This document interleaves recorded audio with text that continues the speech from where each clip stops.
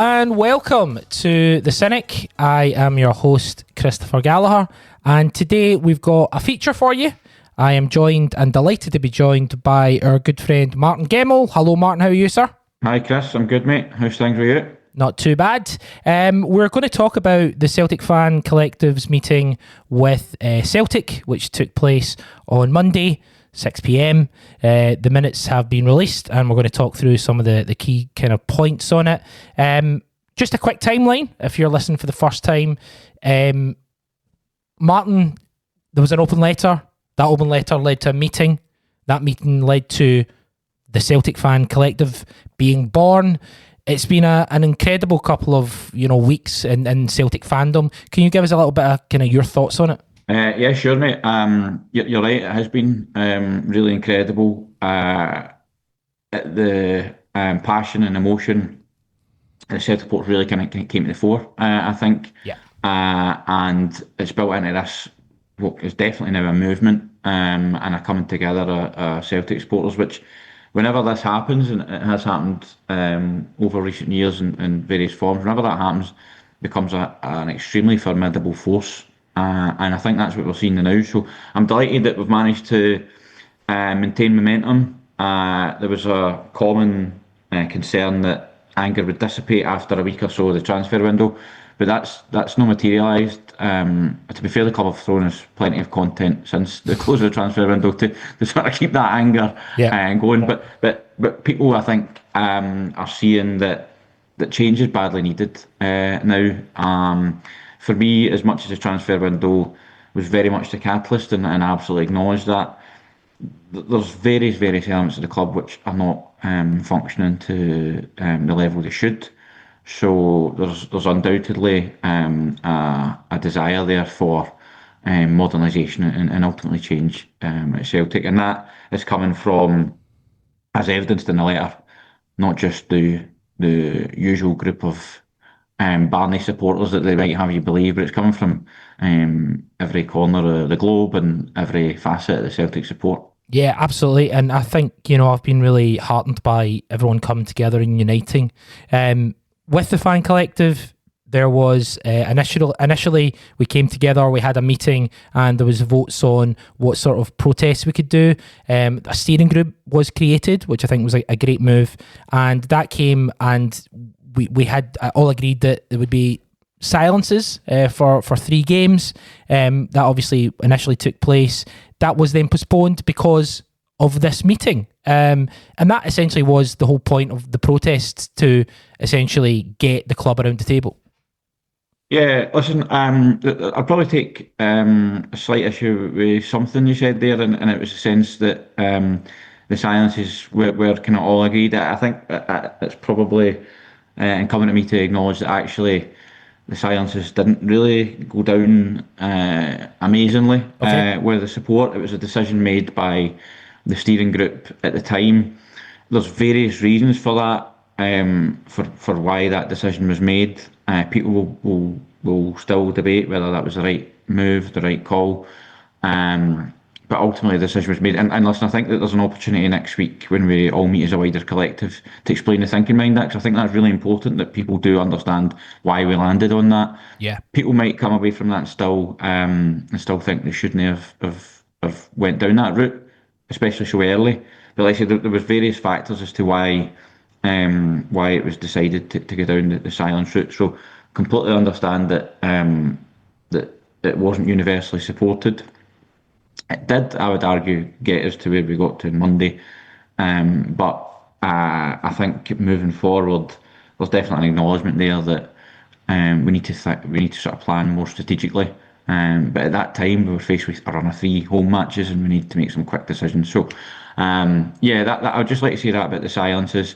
The steering group itself is doing exactly what it says in the tin. Essentially, it's going to navigate the first challenging weeks and months of this. But I'd like to get to a position in, say, in the new year, that's just me speaking personally, where we can really formalise an actual democratic body. Yeah. And you might find that the people who are on the steering group now are not on that body. So yeah, I think I understand, and I think maybe people essentially it was put together very quickly, and it had to be because of, as you say, with 3 home games in a row. I personally, and again, this is just me, I thought it was a good protest. I thought it was quite emblematic of what we were trying to kind of push, that the support are so key. So I liked it, and I understand that people didn't like it, and as it comes, when it becomes more democratic, there'll be more kind of options to kind of protest against it, I guess.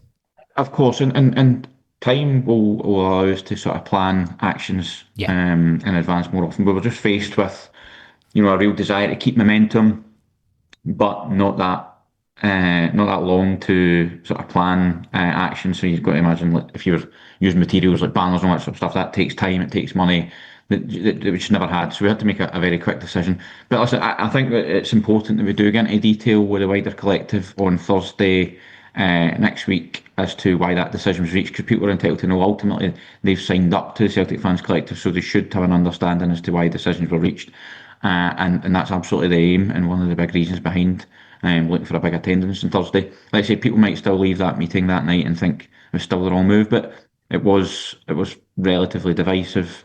So it's something that's worth explaining. But listen, I also think, while having said all that, I think it did work. You're right. I think it did work, and sort of kept the issue very much on the table. Yeah. So there is a meeting next Thursday. Do you want to go into detail about that a little bit?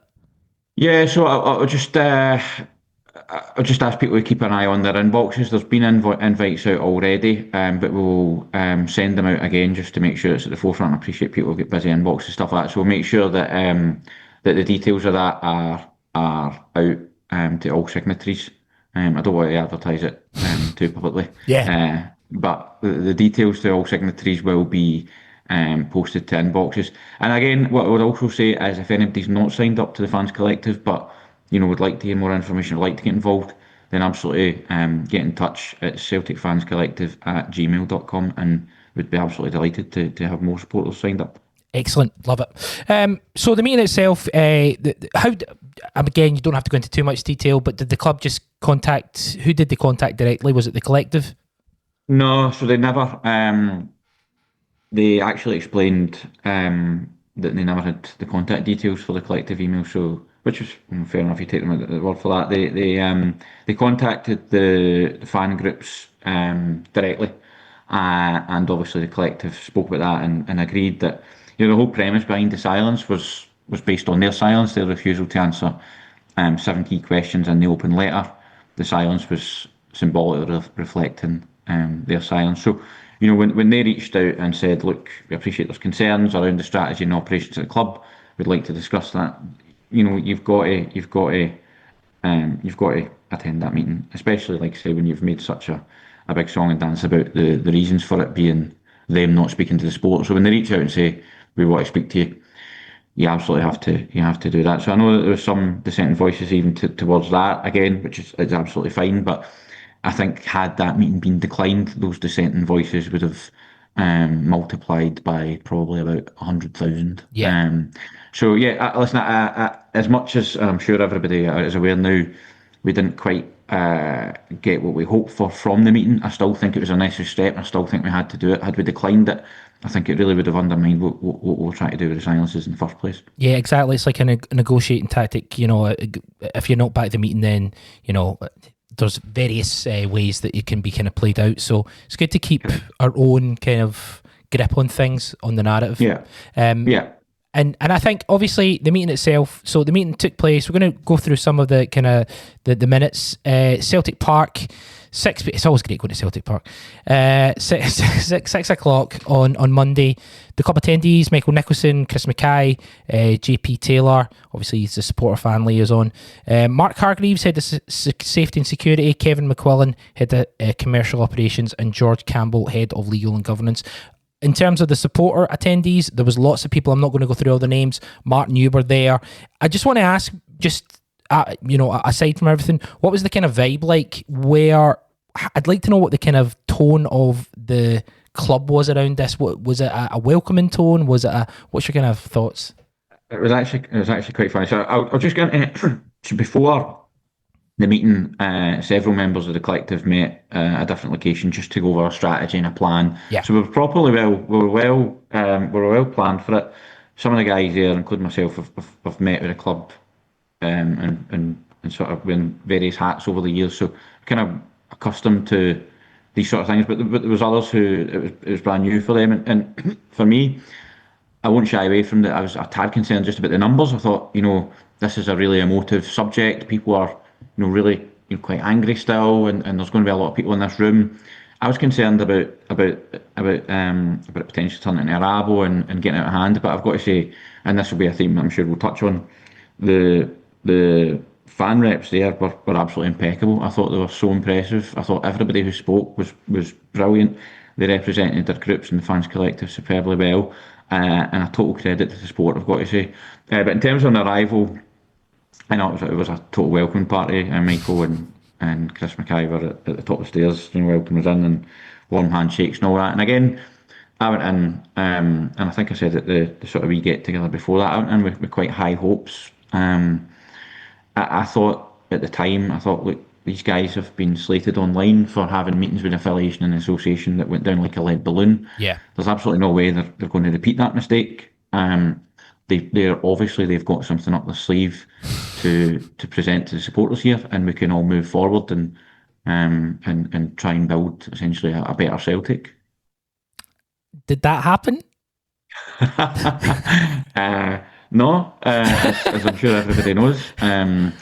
It got quite early on, actually. I thought, this is just a rehash. I personally, I'm sure we'll get into the nuts and bolts of it, but as a sort of general overview, I read some criticism online about people accepting the meeting and what do you think is going to happen and all that sort of stuff. And again, like I said there, I thought that those guys who were posting that were a bit foolish. I was like, obviously, there's going to become something of it. Something will come of it.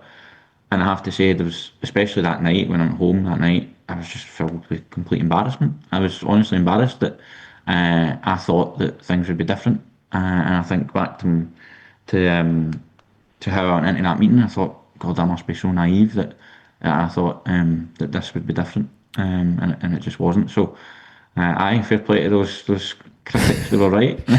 Yeah, but like I say, I have also got to say that as much as it was quote unquote a waste of time, it actually wasn't, because it still had to happen. We still have to then go through the necessities, if you like, the formalities, and then we can come back to the sport and say, look, these guys are entrenched, they're not moving, they don't want to change, they don't want to change, and then we build from there. Yeah, absolutely, and I think that's the thing. Like, we're going to read through some of the stuff, right? But if they'd came out with a complete act of contrition and genuine, we fucked up here, and let's kind of build roads, that's very different from it's out with our control, which is, from what I've read, seems to be a lot of kind of their point.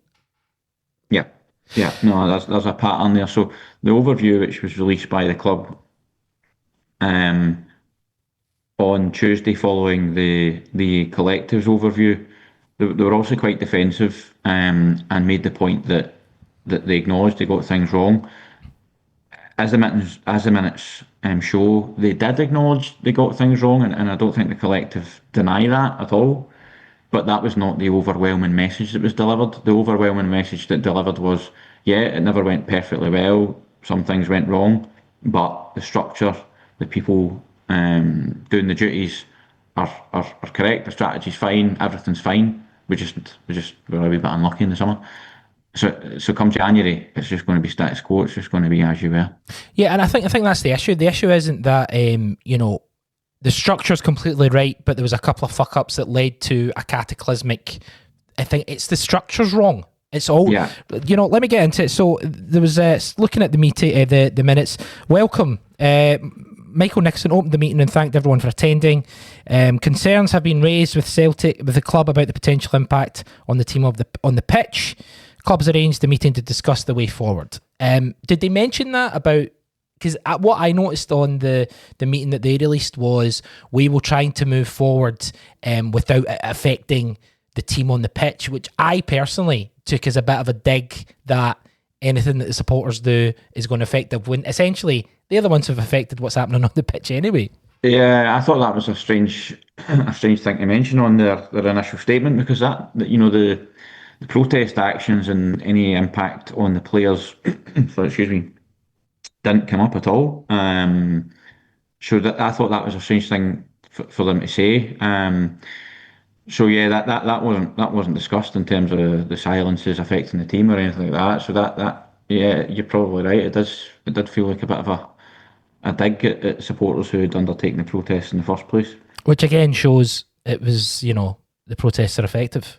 With the meeting itself, the club have an opening gambit, a sort of welcome going through various points, and then the supporter attendees come out and speak. What was the kind of case they were laying out? Obviously, I think the key thing was to get the 7 questions asked. Yeah, I mean, so the 7 questions formed the basis of the meeting. That essentially provided a sort of structure to the meeting. There would obviously be natural sort of deviations as reference, but the supporters and the collective there effectively had a mandate to go and get answers for those questions from the club. It became quite clear. So I had actually asked. So Michael Nicholson said, we're going to answer the questions that were raised. And I'd asked, why is it taking so long before you get into this? Why have you taken a month? Because that's just increased the anger and the feeling of that you guys just told us in total contempt. His answer was he would have done, but he didn't agree with the premise of many of the questions, and that was a theme which sort of recurred throughout the meeting, that actually he didn't really agree with the fact that or the tone of some of the questions. So, for example, later on, one of the questions is about modernising the club structure. He didn't agree with that because he feels that the club is modern. So that was why he felt that there was no need to answer to the supporters on these questions. Just on do you think that they were obviously? Let me be real with you. Let's do some real talk. Do you think this was a delay tactic to kind of get you in the room to chat off so that they can go and kind of batten down the hatches? Do you know, I've spent the last few days racking my brains as to what they were doing. I still actually don't know why they done it, or why they thought getting in and effectively giving the same answers to the supporters was a good idea. I was starting to think, have they played us? Did they not want a silence at Braga and Sunday, and have they just played us? I honestly don't think that was the case. But you start to wonder because you're really clutching at straws, and I've actually no idea what they hope to achieve from getting all the supporters in, making it such a public meeting. Like, everybody knew this was happening. There was such attention on this meeting. People were sitting refreshing Twitter, waiting for updates. So it was such a, it was a big meeting in the sort of Celtic world. So the club must have known that would be the case. So to sort of have that sort of build up to this critical meeting, fan summit, what people were calling, all that sort of stuff, and then to deliver nothing. Why did they think that was a good idea? So I still, to answer your question, I can't answer your question because I honestly don't know what they were, what they thought they would get from it, other than just pissing people off even further. Do you think this will actually? I mean, this is going to work. My personal opinion is this is going to work in our favour, because if there's people who are maybe on the fence, or maybe didn't have the stomach for a kind of fight, I think this will piss people off. Is that maybe the vibe that you're getting? I think it must do. It must do, because not only have they sort of disrespected, the people in the room, they've disrespected all the people that they were representing, and in fact the Celtic supporters. By saying that the questions that so many thousands of you have answered, we don't accept them, by then refusing to answer them, and essentially wasting people's time, it must surely piss supporters off.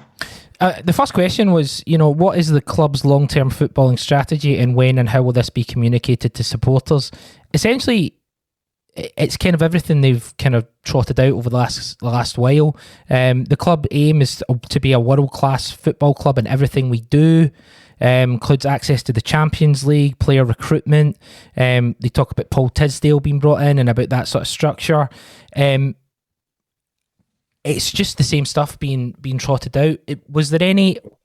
Their explanation for communicating the strategy was Paul Tisdale's presentation at the fans forum, which was to select a few people, of which I managed to gain entry. I was there. I was witness to the presentation. That was not a presentation on the club strategy. So that was their idea of articulating the club's footballing strategy. So one, even if he did articulate it really, really well, it was still only to a handful of supporters. Why not? Why not go on your channel? Why not go on the club's channel? Why not, speak to supporters in that way? Yeah. But they don't do that. No, and I think that's kind of the key thing. Like, as fan media, we're very critical of the club, but at the same time, if we've got questions, we'd love them to be answered by the club. I mean, there's nothing easier. I suggested that, so Michael Nicholson explained the difficulty around. That was another reason why I didn't want to answer the questions. Is the difficulty around explaining the nuances through written statements. But it's 2025. Celtic are absolutely blessed with so many fan media channels. The supporters are absolutely starving for content. They're starving to hear for the board. And if they don't want to do that, go on their own sort of YouTube channel or whatever and speak to us that way. So as much as I agree with them that it is difficult to explain the nuances and the challenges in writing, there's a million other options. So I don't accept that as an excuse. Yeah. And one of the kind of questions was added about, Michael Nixon confirmed there'll be an internal process of review which is ongoing, but doesn't really say how, if that's going to be released to us, if that's just, I know obviously internal, but how are we supposed to know if anything's going to change? The understanding was this was just standard practice. They have reviews on an ongoing basis. So I asked if all people are still in post, and it was an emphatic yes. So there is no, and this came throughout the meeting. There is no big structural changes happening. So anybody who still thinks that is in the pipeline, it's absolutely not. We're going into January with the same structure, with the same guys trying to do the same stuff. It's insane. And obviously you guys asked about the need to get players in quickly. And the response was, we try to get players in as quickly as we can. Yeah. And again, listen, I'm not going to sit and say that privy to the inner workings of football transfers, but there is no way that we're operating in a professional manner. We don't need to look too far across the UK, other clubs who manage to get their business done early. Celtic are repeatedly failing. This isn't just a one-off. They're repeatedly failing for years and years to prepare, not only for the start of the season, but for Champions League qualifiers. And we are repeatedly getting bit in the arse. And it's come back to the same thing. We're not learning our lessons. And this is just another example with the Kairat Almaty shambles. Yeah. But like I said, what concerns me more is that the guys don't really appreciate or understand that they're doing anything wrong. What I saw was people who are entirely comfortable in their roles and who are entirely confident that what they're doing and the path they're on is the right one. See when they were talking, like, I find it quite interesting to find from yourself, like, when they were talking, were they under any pressure? Was Michael Nicholson under, like, did it look like he was under strain, or was he relaxed in a position where he just felt like, as you say, untouchable? So this is why I thought we might get a change. I thought, they've obviously seen the depth of anger, the depth of emotion, the depth of feeling over the last 4 or 5 weeks. This must be a group of people who are feeling it and who are effectively trying to save their jobs, because they're in huge wages, great jobs, generational wealth for their family, etc., etc. They'll be doing everything they can to sort of stave off these protests, stave off this scrutiny and attention. So they'll be coming to the table with plans, new plans, fresh approaches, this, that, and the next thing. But actually, more fool me, they didn't seem to be under any sort of pressure. They seemed relatively, in fact, not relatively, really, really calm and confident, and with utter faith and self-belief in what they're doing and the path they're on. I think, yeah. I mean, that's the idea that they're not under pressure after what has been it's not just one. Again, this isn't just about transfer windows. This is about structure at the football club. But if you look at transfer windows, you know, January was an absolute disaster. This transfer window was an absolute disaster, which obviously question 3 was about accountability measures that are in place. What was the kind of thoughts around that when that was brought up about accountability at the club? It was just about ongoing reviews, and the Neds are holding the account on an ongoing basis. They're asking pressing questions, and you know they're getting plenty of pressure from them, and they keep them on the right path. They explained that these guys are still in post because of the experience that they have of being on the board at Celtic, and how invaluable that experience and guidance is. So you know, again, the accountability is that's their accountability to the board, and apparently they're doing a fantastic job of holding them to account. But I asked again, you know, what you know, given that there's a clear failure here, given that this summer's just probably set us back potentially a couple of years, certainly cost us, you know, at least £20 million. You know, surely there's some serious action to be taken here, but absolutely none. Absolutely none. With a club that has a turnover of just over £100 million a year, for them to lose £20 million from getting into 20-30 million quid from getting into the Champions League with an easy tie, people should lose their jobs. People should be held account, and that's what the biggest frustration thing, right? Yeah, there was almost an offence taken by that suggestion that that their positions are untenable. This is what I mean about how far apart the two ends of the table were.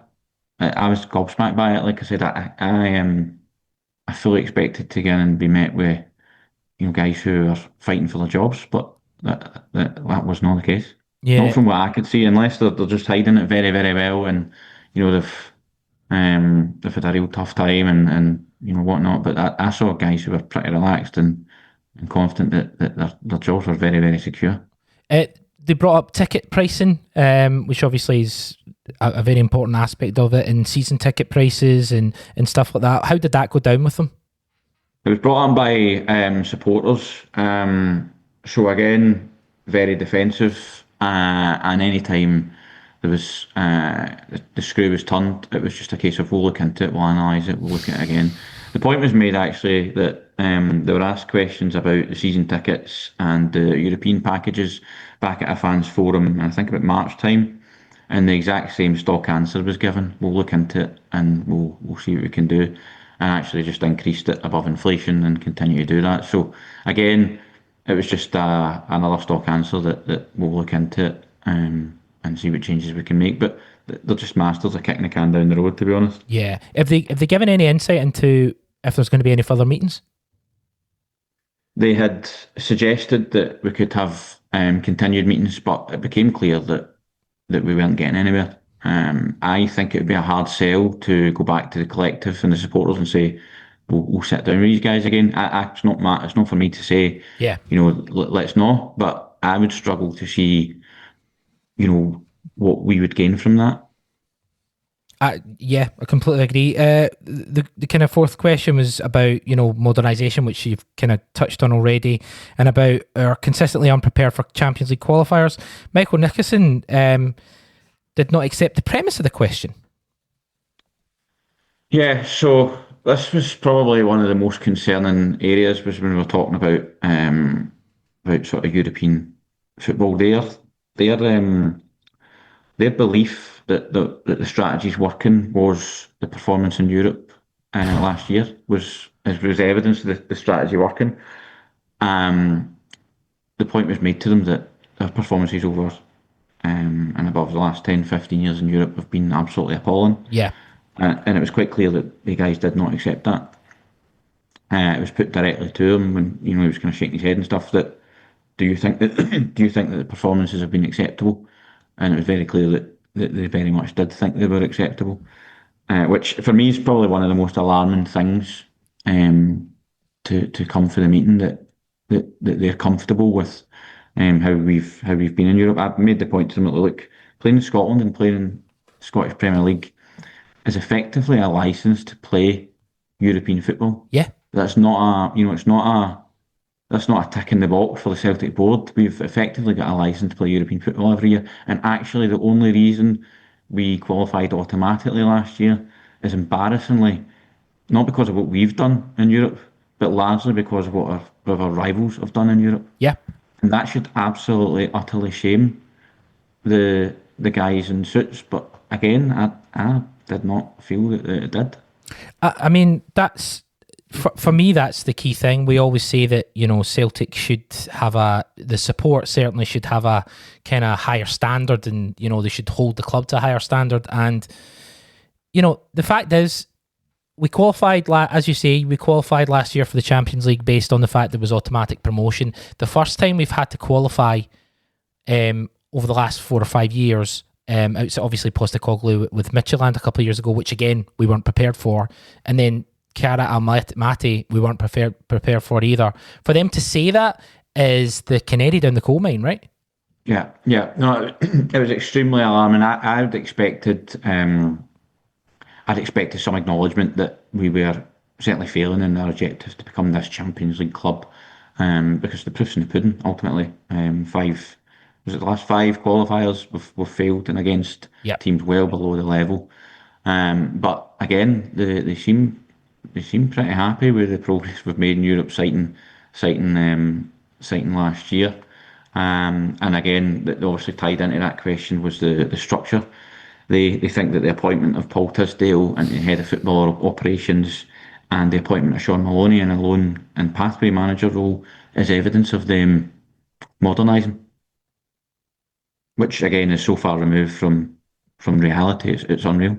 Sorry, I'm almost speechless. It's worse than. Let me ask you this: is it worse than you thought? It's more worrying than I thought. Yeah, I thought we would at least get in, and that there would be an admission that that we're not operating the way we should be. We're certainly not hitting anywhere near the objectives of a world-class football club. But I don't think that they guys are seeing that. I think that they think that everything's rosy in the garden. Their appointment of Paul Tisdale and Sean Maloney is signs of modernisation. Which, like I say, is just there's absolutely miles to go. That's yeah. Obviously, the tabloid news story, the briefing to the Sun about the manager. I just gonna apparently Michael Nicholson.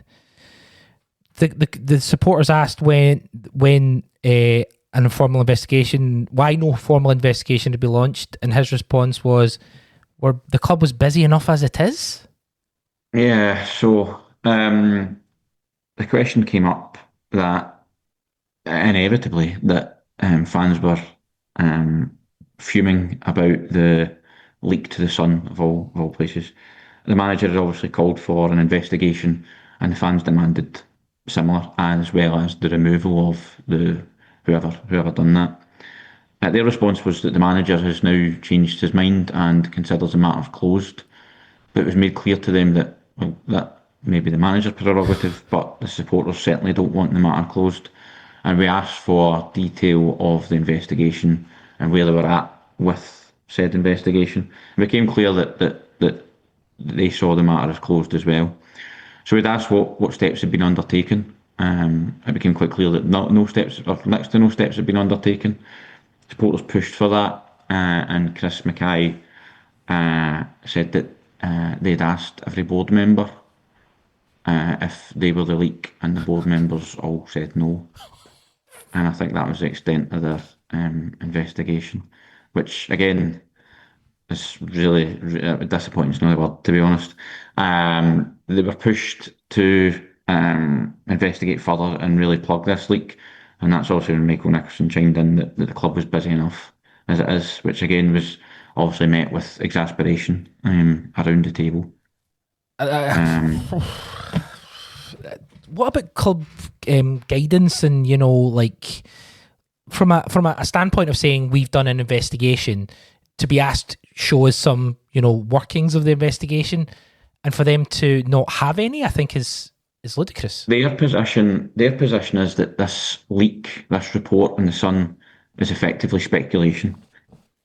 tabloid speculation. There's no proof that this came from Celtic. Chris Mackay actually said the article mentioned a senior Celtic figure. That might not necessarily mean someone in the boardroom.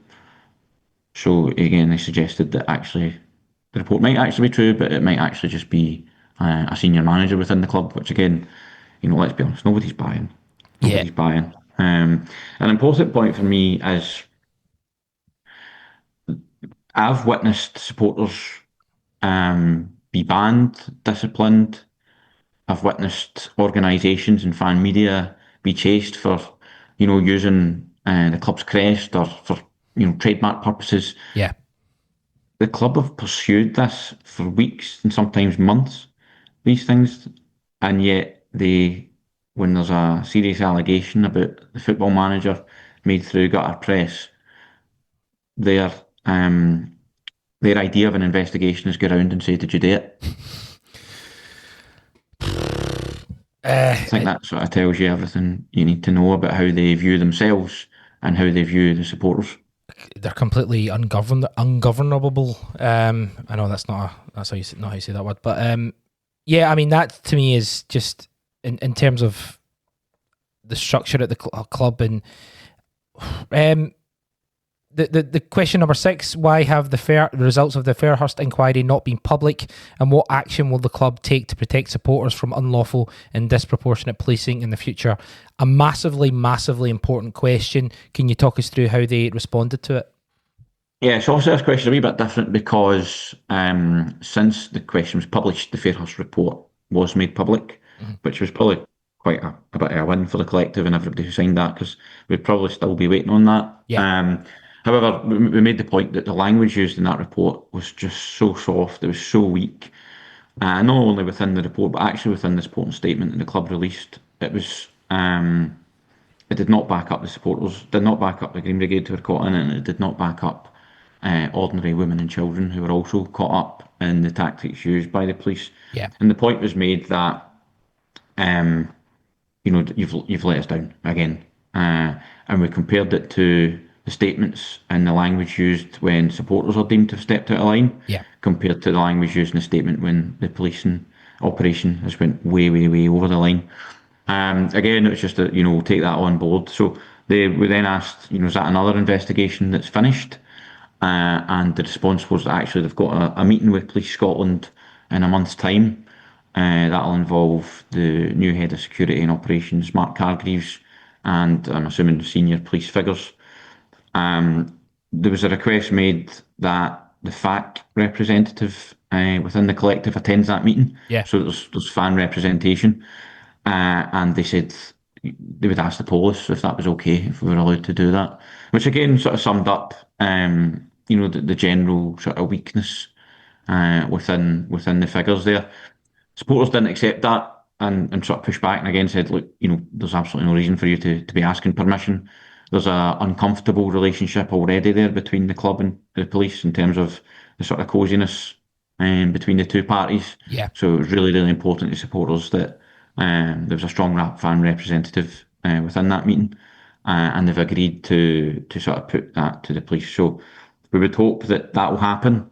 And if that doesn't happen, then the club have absolutely 100% got to come out and publicly make that known and express their disappointment and anger that the police were refusing that. But I hope it doesn't get to that stage. I'm confident that we'll have fan representation at that meeting. I mean, that's something that if that comes into play, that's a huge positive. That's something that we can actually kind of stand up and say this is something that's been changed.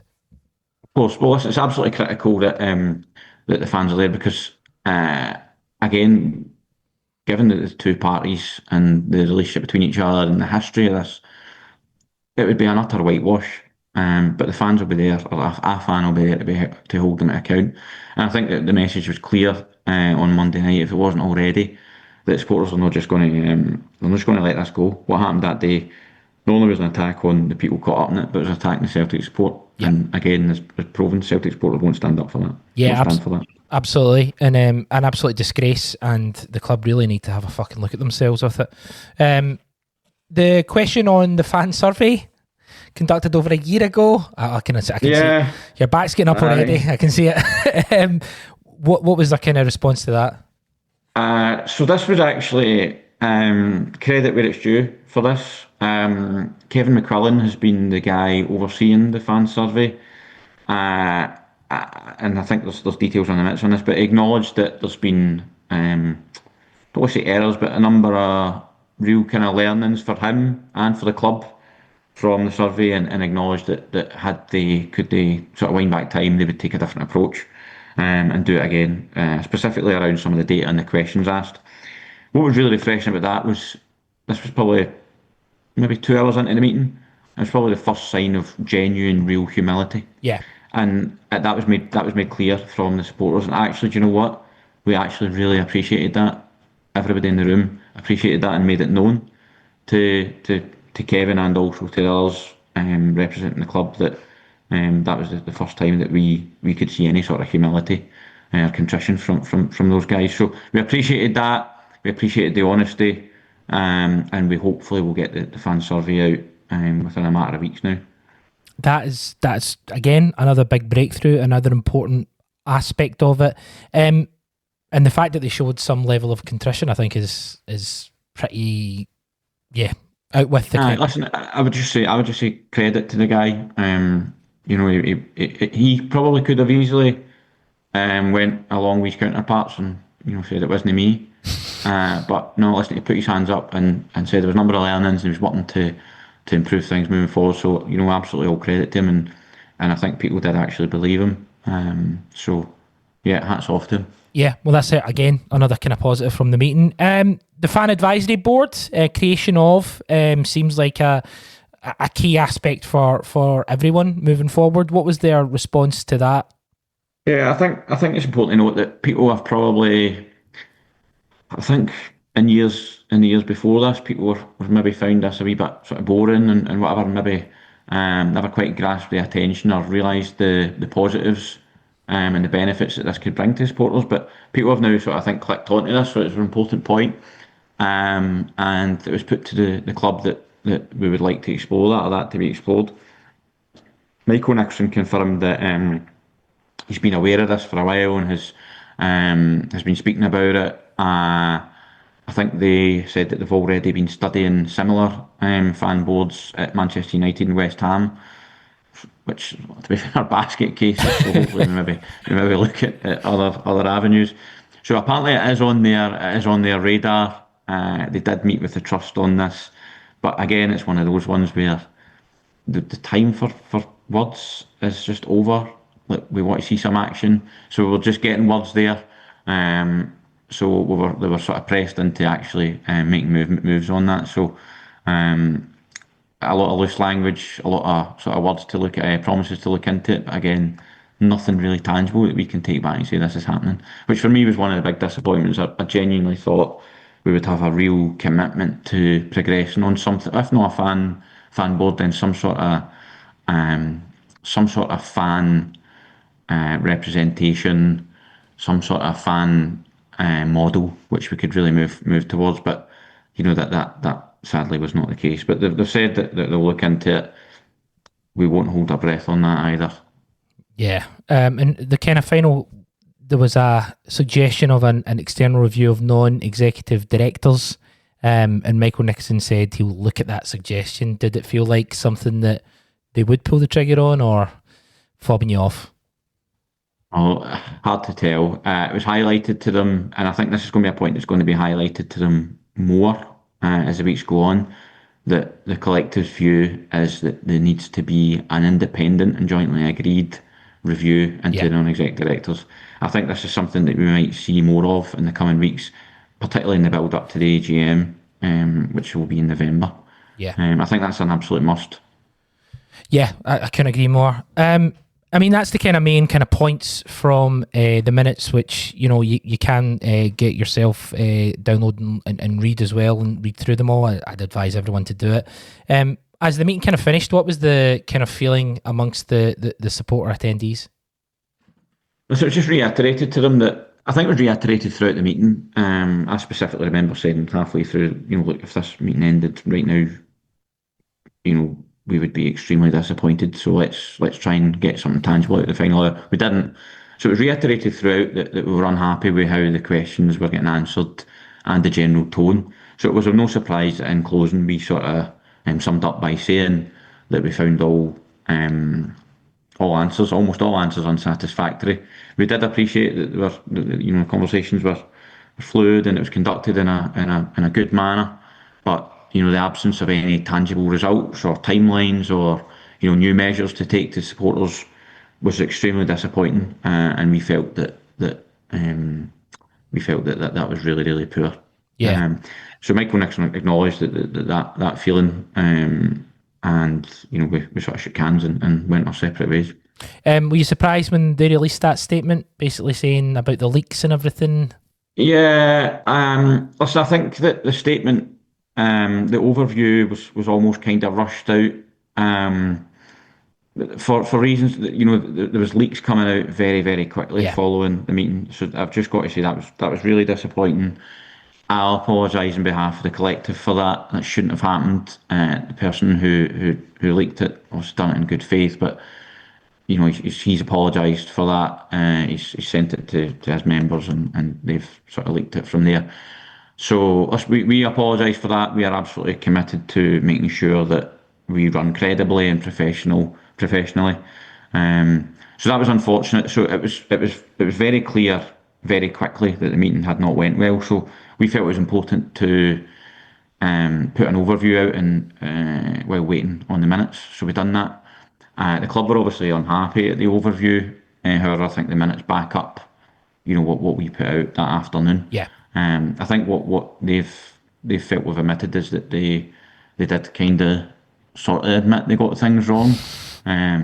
But that was not the overwhelming message of the meeting. The overwhelming message of the meeting is everything's all right, guys. Let's just crack on. Yeah, and I think that's obviously, as you can see, you can read through them and you can see it that there's very little in terms of admittance of changes that need to be made. Which again, the idea that everything's rosy in the European garden for Celtic is just absolutely bizarre, if nothing else. Listen, I would sum up and say I went in thinking we're on the cusp of getting some decent tangible change at Celtic. That was my feeling at 5:45 on Monday night, and by 9 o'clock my feeling was that we're so far away from that, it's unbelievable. Oh Christ.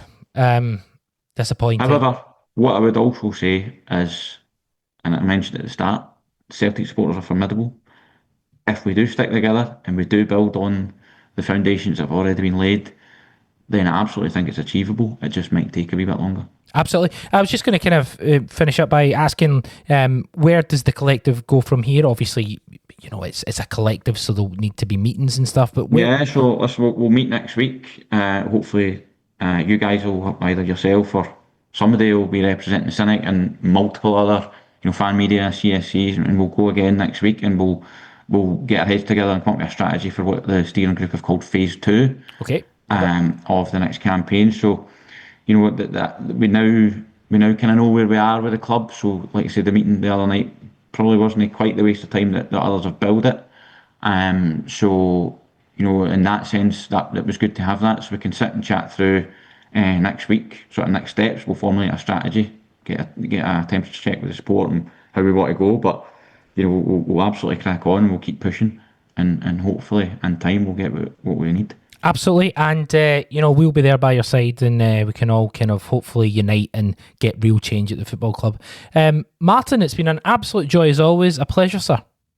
Thank you, mate. Thank you for having us. Of course. From Martin Gemmell, from myself, Chris Gallagher, this has been The Cynic, and we'll speak to you down the road.